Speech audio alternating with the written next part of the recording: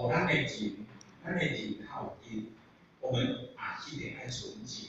哦，咱的自性当中就会灵活啦，就会化开嘛，叫做灵活。所以自性灵活叫做神气活现，叫做神清气爽，叫做神通广大。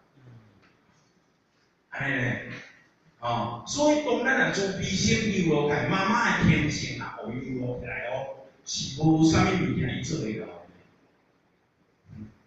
妈妈的爱真正爆发出来是没有什么事情她做不到的。安尼有话无？那是活起来呢。所以咱较细刚刚讲一句话，讲为武则强。强，伊的内在看来外在足强，毋过伊的内在强。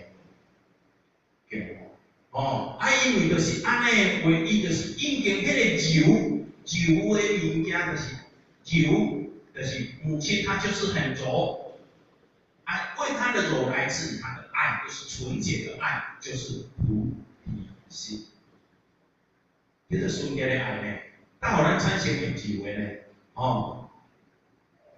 所以迄个自由当中就是咧讲弹性、自在、融合、融化，这个就是咧讲天性。天性的物件就是弹性、自在、融合、融化。所以自由的爱内底有柔情，它柔情所产生出来就是什么？好生和七分，所以天有好生之德，人呢有七分之心，这个就是柔情。这个天性好爱的应该就是这个爱，所以母亲最柔的爱，就是伊柔内底。人之性也柔弱，其事也平平。这个人伊的未来性伊在柔弱，是因为伊的柔弱当中，伊较会当他会当无微不至。所以婴儿不会说话，可是妈妈可以跟婴儿沟通。高了，为什么？他都知道婴儿需要什么，为什么？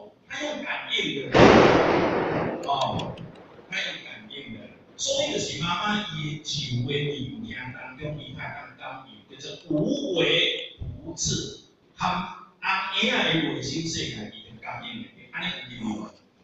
就是因为伊内在精，妈妈内在单纯，安尼技术也坚强，真正无生气，叫做坚强到固执啊，安尼。所以心不软的人伊愈有生气，愈坚强就是愈固执的人，愈讲袂听的人有生气无？是无生气的人这就免搁讲了咱配合遐因为时间的关系，咱讲这个结论